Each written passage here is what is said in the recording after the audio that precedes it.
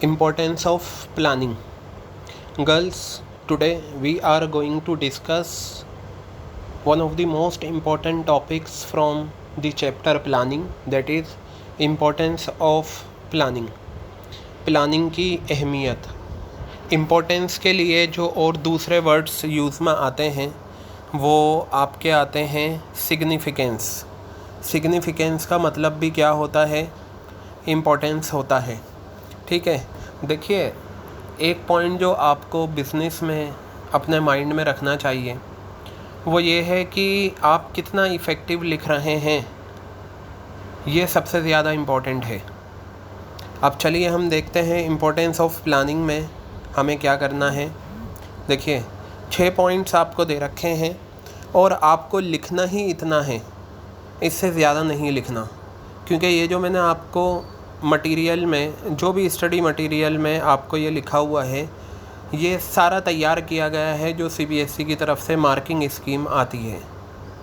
ठीक है, जो पॉइंट है, जैसे जो भी इम्पोर्टेंस है उसमें क्या लिखना है आपको बस ये देखना है। सबसे पहला पॉइंट हमारा है प्लानिंग प्रोवाइड्स डायरेक्शन। प्लानिंग क्या करता है? डायरेक्शन प्रोवाइड करता है।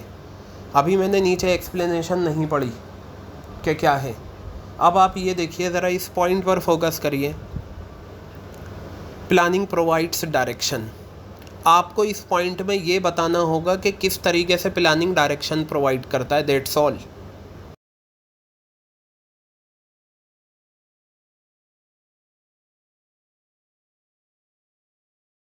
बोल्ड में कर रखा है, planning provides direction by deciding in advance what action should be taken. Advance में ये डिसाइड किया जाता है कि क्या एक्शन शुड बी टेकन, क्या अमल करना है। जैसे भाई मान लीजिए आपको बर्थडे सेलिब्रेट करना है, ठीक है, और आपने डिसाइड करा कि हमें CP के किसी रेस्टोरेंट में हमें अपना बर्थडे सेलिब्रेट करना है। अब यहाँ प्लानिंग प्रोवाइड्स डायरेक्शन कैसे है? आप एडवांस में लोगे what action should be taken, क्या अमल करना है। एडवांस में ही आप डिसाइड करोगे कि किस रेस्टोरेंट में जाना है और कैसे जाना है, मेट्रो से जाना है, ऑटो से जाना है, कैब से जाना है, अपनी कार से जाना है या रिक्शा से जाना है या वॉकिंग करके जाना है। ठीक है, ये सारी चीज़ें आप एडवांस में डिसाइड कर रहे हो। एक्शन का मतलब होता है अमल।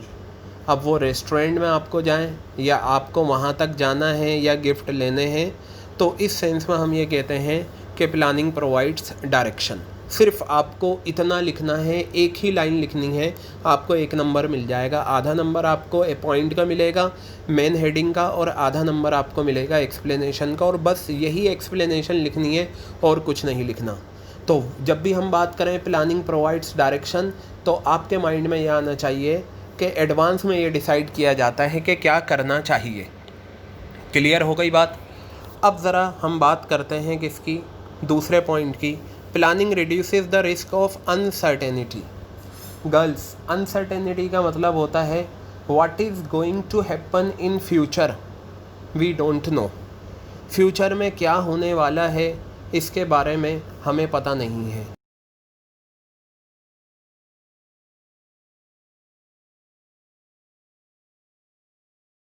कोरोना वाला केस चल रहा है, कई सारे कारोबारी लोगों को अनसर्टेन लग रहा है कि बिज़नेस में आगे क्या होगा, कस्टमर आएगा भी या नहीं आएगा, तो ये अनसर्टेनिटी है। याद रखना ज़िंदगी में कि प्लानिंग करके हम अनसर्टेनिटी को दूर कर सकते हैं। अनसर्टेनिटी का जो रिस्क होता है उसे हम कम कर सकते हैं। आ रही है बात समझ में? इसलिए प्लानिंग किस तरीके से अनसर्टेनिटी के रिस्क को कम करती है, देखिए यहाँ पर बताया, planning reduces risk of uncertainty by anticipating changes and developing managerial responses to them. सिर्फ 2 बातें लिखनी है आपको आधा नंबर मिलेगा एक्सप्लेनेशन में। कि देखिए ऊपर क्या था, प्लानिंग प्रोवाइड्स डायरेक्शन में ये था कि आपको एडवांस में डिसाइड करना है कि क्या अमल करना है, और अनसर्टेनिटी के रिस्क को प्लानिंग किस तरीके से कम करता है, एंटिसिपेटिंग चेंजेस। एंटिसिपेट का मतलब होता है टू डिसाइड इन एडवांस। आप एडवांस में ही डिसाइड कर लो आगे क्या क्या चेंजेस आने वाले हैं। जैसे जो बिजनेसमैन थे, जब मार्च के मंथ में लॉकडाउन हुआ, ठीक है। तो कुछ बिजनेसमैन ने ये देख लिया अप्रैल मई जून जुलाई एंड सो ऑन, आगे के महीनों में क्या क्या चेंजेस आ सकते हैं कारोबार को लेकर, तो उन्होंने उन चेंजेस को एंटिसिपेट कर लिया, डिसाइड कर लिया, तय कर लिया, सोच लिया कि ये चेंजेस आ सकते हैं एडवांस में, ताकि वो एक्शन ले सकें और उन चेंजेस को, उस रिस्क को दूर कर सकें। And developing managerial responses to them, और ये जो एंटिसिपेट करा है, जो चेंजेस एडवांस में डिसाइड करे हैं, इनका क्या, इनको लेकर क्या रवैया है मैनेजमेंट का, ये हमारी क्या करता है, अनसर्टेनिटी के रिस्क को दूर करता है। ठीक है। तो पहला पॉइंट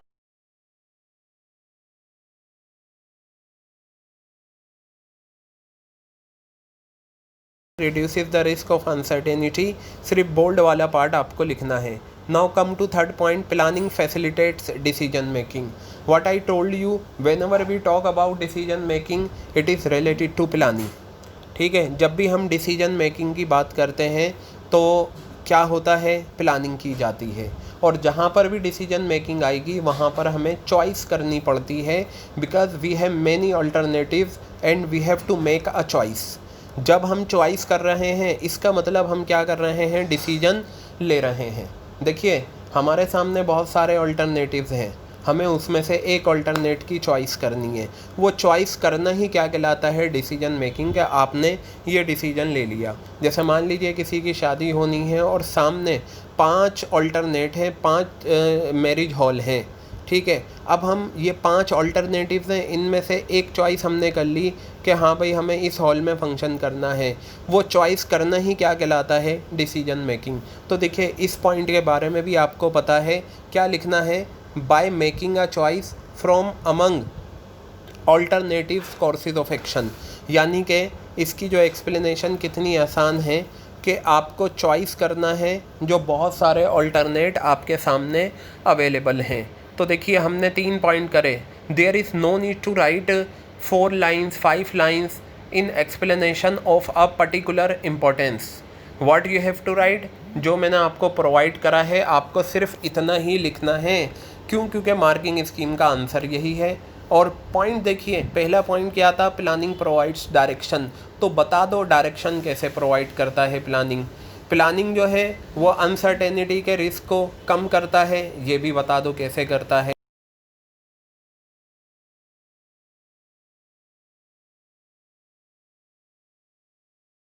आपके सामने ऑल्टरनेट है किसी कोई फैसला लेने के लिए, इसका मतलब आपको वहाँ क्या करनी होगी, प्लानिंग करनी होगी। जहाँ ऑल्टरनेटिव्स की बात हो उनमें से एक चॉइस करें। मेकिंग अ चॉइस का मतलब क्या है, डिसीजन मेकिंग, कि आप डिसीजन ले रहे हो डिफरेंट ऑल्टरनेटिव्स में से। ठीक है। अब हम बात करते हैं आगे, fourth point, planning reduces overlapping and wasteful activities. किस तरीके से देखिए होता क्या है, प्लानिंग देखिए हर डिपार्टमेंट एक दूसरे से जुड़ा हुआ है। परचेज डिपार्टमेंट, अब देखिए प्रोडक्शन डिपार्टमेंट है, वो क्या करता है, प्रोडक्ट को बनाता है। लेकिन प्रोडक्शन डिपार्टमेंट प्रोडक्शन तभी कर सकता है जब परचेज डिपार्टमेंट उन्हें सामान ला कर दे, और परचेज डिपार्टमेंट सामान तब खरीदेगा जब फाइनेंस डिपार्टमेंट उन्हें फाइनेंस या मनी दे। ठीक है। और सेल्स डिपार्टमेंट तभी आगे सेल्स कर पाएगा जब प्रोडक्शन डिपार्टमेंट प्रोडक्शन करके देगा। ठीक है। तो प्लानिंग करने से क्या होता है, ओवरलैपिंग नहीं हो पाती एक्टिविटीज़ की, और वेस्टेज जो होता है वो कम से कम होता है। किस तरीके से, coordinating the activities and efforts of different departments. Coordinate का मतलब होता है तालमेल बनाना। क्या होता है कोऑर्डिनेट का मतलब, तालमेल बनाना। ये एक ऐसी डोर होती है कोऑर्डिनेशन जो सारे डिपार्टमेंट को बांधे हुए है।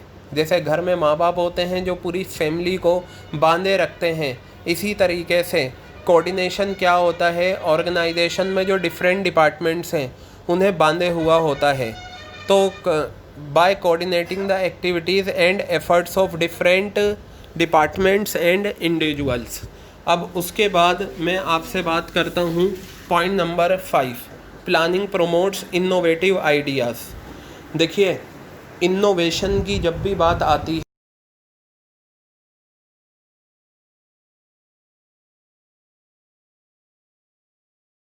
का मतलब होता है नए आइडियाज़ का आना। ठीक है। और नए आइडियाज़ कब आएंगे? जब आप सोचेंगे। जब आप सोचेंगे तभी तो आपके दिमाग में नए आइडियाज़ आते हैं, ठीक है। तो प्लानिंग क्या करता है? इनोवेटिव आइडियाज़ को प्रमोट करता है। देखिए, क्योंकि याद रखना, प्लानिंग जब हम करते हैं तो दिमाग जो है ना, उसकी एप्लीकेशंस हमें यूज़ करनी पड़ती हैं। Planning promotes innovative ideas requiring application of mind and foresight.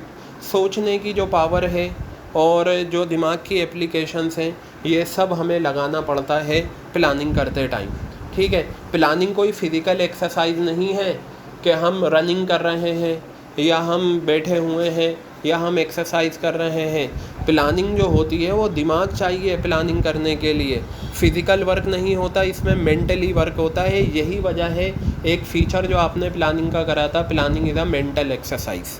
Clear हो गई बात? तो देखिए, ये जितने भी ऊपर के हमने 5 पॉइंट करे हैं, सब में हमने एक चीज़ सीखी कि जो पॉइंट है बस उसका मीनिंग आपको बताना है। अब उसके बाद 6th पॉइंट है planning establishes standards for controlling. देखिए गर्ल्स, अब यहाँ पर यह आ गया है स्टैंडर्ड का मतलब क्या होता है।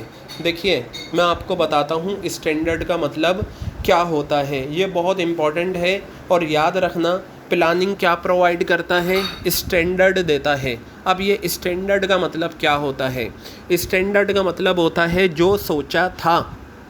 स्टैंडर्ड का मतलब होता है जो सोचा था। एक्चुअल का मतलब होता है जो हो गया, ठीक है। अब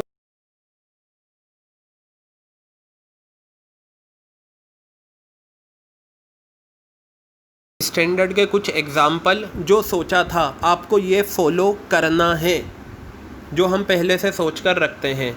देखिए, मेट्रो ट्रेन में आप ट्रैवलिंग करते हैं। मेट्रो ट्रेन से जब भी आप ट्रैवलिंग करते हैं या आपने करी है या आगे करेंगे, तो उसमें कुछ अनाउंसमेंट होते हैं। वो अनाउंसमेंट क्या होते हैं? जैसे मैं एक अनाउंसमेंट बताता हूँ, मेट्रो ट्रैक पर चलना एवं मेट्रो परिसर को गंदा करना एक दंडनीय अपराध है। सभी यात्रियों से अनुरोध है कि मेट्रो ट्रेन के दरवाजे बंद होते समय अवरोध उत्पन्न ना करें। क्लियर? ये क्या है? एक स्टैंडर्ड है जो बार बार मेट्रो में आप सुनाई देता है, ठीक है। एक और अनाउंसमेंट होता है मेट्रो में, गाड़ी की गति की दिशा में पहला डब्बा महिलाओं के लिए आरक्षित है।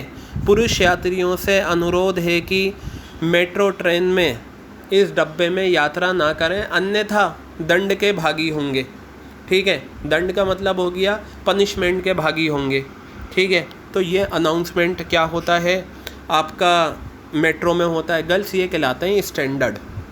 क्या कहलाते हैं? ये स्टैंडर्ड कहलाते हैं। अब मैं एक और एग्ज़ाम्पल लूँ। आपका 80 नंबर का पेपर होता है या नहीं? 80 में से कितने नंबर वाला पास होता है? 27। तो ये जो 27 है ये स्टैंडर्ड है, जो सोचा था। क्या सोचा हमने? प्लानिंग में क्या करा कि भाई जिसके 27 नंबर आएंगे वो पास है। अब हम करते क्या हैं? बच्चा एग्ज़ाम देता है तैयारी करने के बाद उसका जब रिज़ल्ट आता है तो पता चला उसके नंबर आए 35। अब यहाँ देखिए, सोचा क्या था? 27 नंबर। ये स्टैंडर्ड है। एक्चुअल में मार्क्स कितने आए? 35 आए।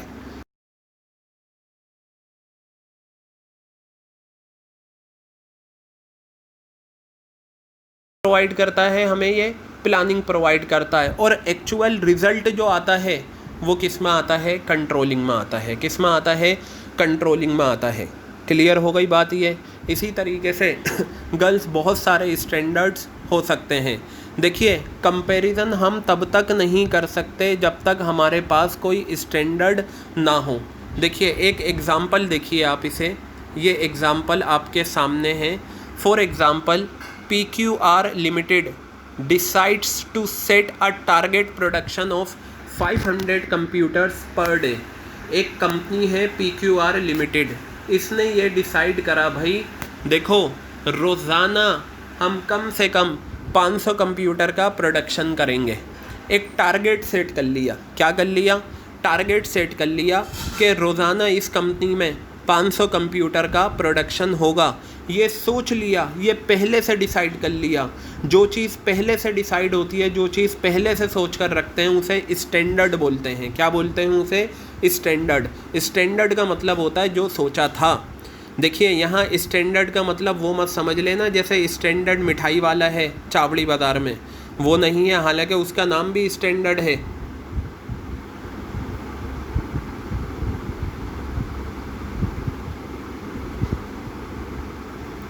तो देखिएगा स्क्रीन थोड़ी सी ये आपकी चली गई थी, दोबारा से स्क्रीन आ गई है। तो मैं यहाँ पर बता रहा था आपको प्लानिंग के इम्पोर्टेंस, स्टैंडर्ड की बात चल रही थी हमारी, ये आ गया आपका स्टैंडर्ड, ठीक है। तो मैं बता रहा था कि यहाँ पर जो आपको दे रखा है कि PQR लिमिटेड ने डिसाइड करा भाई टारगेट प्रोडक्शन 500 कंप्यूटर का, ये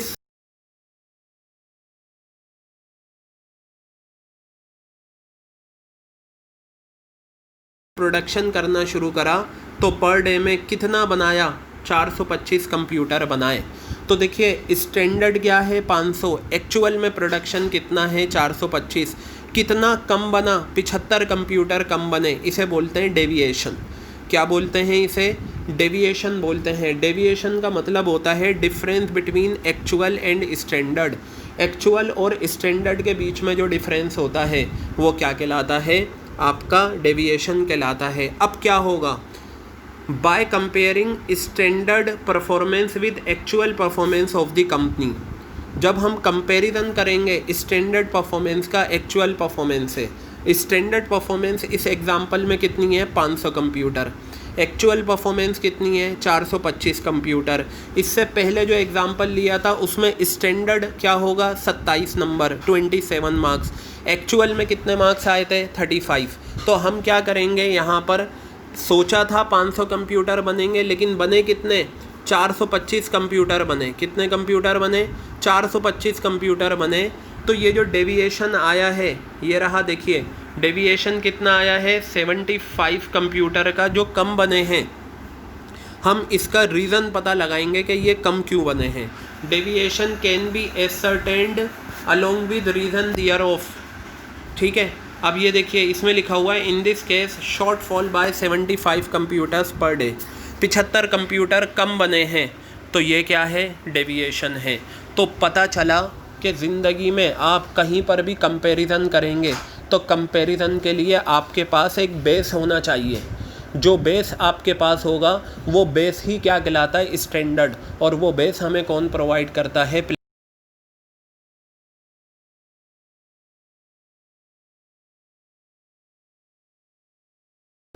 अब ज़रा ध्यान से सुने, साफ मेट्रो में क्या बताया? गाड़ी की गति की दिशा में पहला डब्बा महिलाओं के लिए आरक्षित है, ठीक है। पुरुष यात्रियों से अनुरोध है कि इस डब्बे में यात्रा ना करें अन्यथा दंड के भागी होंगे। ये एक स्टैंडर्ड बनाया NDMC ने, जो मेट्रो की कंपनी है उसने ये एक स्टैंडर्ड बनाया कि हर मेट्रो ट्रेन में जो पहला डब्बा है वो महिलाओं के लिए रिज़र्व कर दिया गया है। ये स्टैंडर्ड है, ये एक बेस है। अब आगे आप कंपैरिजन करो, अगर कोई पुरुष यात्री उस डब्बे में एंट्री लेता है तो आप उसे दंड देंगे, दंड का भागी होगा वो। क्लियर हो गई बात ये। इसी तरीके से मैं एक एग्ज़ाम्पल और लेता हूँ। आपकी मम्मी ने आपसे कहा, जैसे राहिमा है, ठीक है, राहिमा की मम्मी ने कहा राहिमा तुम्हें 1 घंटे में 50 रोटियां बनानी है, ठीक है। कितनी रोटियां बनानी है? 50 रोटियां आपको बनानी है।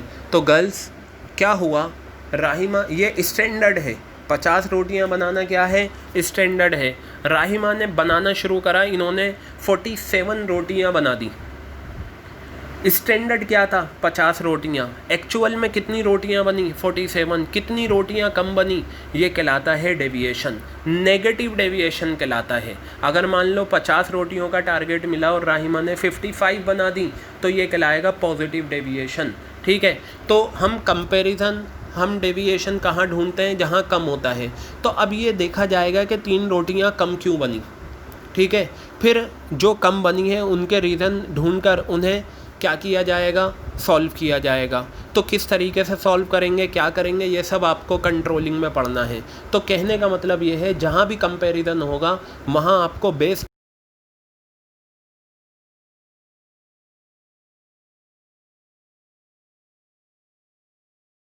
स्टैंडर्ड पता चला स्टैंडर्ड बेस जो होता है वो हमें कौन देता है? प्लानिंग, जिसके अगेंस्ट में हम एक्चुअल परफॉर्मेंस को मेजर करते हैं। एग्जाम्पल में देखिए, स्टैंडर्ड क्या था? 500 कंप्यूटर, ये स्टैंडर्ड परफॉर्मेंस थी, स्टैंडर्ड था। एक्चुअल परफॉर्मेंस को हमने मेजर करा, एक्चुअल परफॉर्मेंस हमारी कितनी थी? 425 कंप्यूटर। आगे बताया deviation of actual result from standard. Deviation का मतलब होता है difference between actual performance and standard performance. हम एक्चुअल और स्टैंडर्ड परफॉर्मेंस को चेक करके ये पता लगाते हैं कि करेक्टिव एक्शन कहाँ पर लेने हैं। जैसे फॉर एग्ज़ाम्पल एक बच्ची है, 80 का पेपर जिस सब्जेक्ट का है उसमें स्टैंडर्ड मार्क्स हैं 27। मान लो उसने एग्ज़ाम दिया और उसके मार्क्स आए 20, कम आए। स्टैंडर्ड मार्क्स हैं 27, एक्चुअल मार्क्स है 20, 7 नंबर कम आए हैं। ये डेविएशन है। क्या है ये? डेविएशन। अब क्या होगा? ये ढूंढा जाएगा कि 7 नंबर कम क्यों आए। पता चला जी पढ़ाई नहीं करी थी। पढ़ाई क्यों नहीं करी थी? तबीयत ख़राब हो गई थी, ठीक है, और या कुछ और रीज़न थे। तो डेविएशन पता लगाया, फिर करेक्टिव एक्शन लेंगे कि भाई अब आगे क्या करें। मैं आपको बता दूं, सिर्फ़ और सिर्फ प्लानिंग में क्या होता है? स्टैंडर्ड प्रोवाइड होता है, कंपैरिजन करना एक्चुअल परफॉर्मेंस से, फिर डेविएशन का पता लगाना, फिर डेविएशन पता लगा के क्या क्या करेक्टिव एक्शन लिए जाएंगे, ये सब हम कंट्रोलिंग में सीखेंगे। कहाँ सीखेंगे? कंट्रोलिंग में।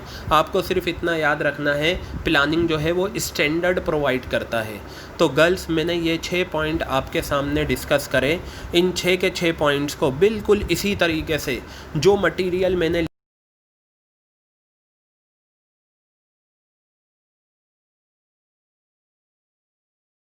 कर बनाया गया है, बिल्कुल सिंपल है।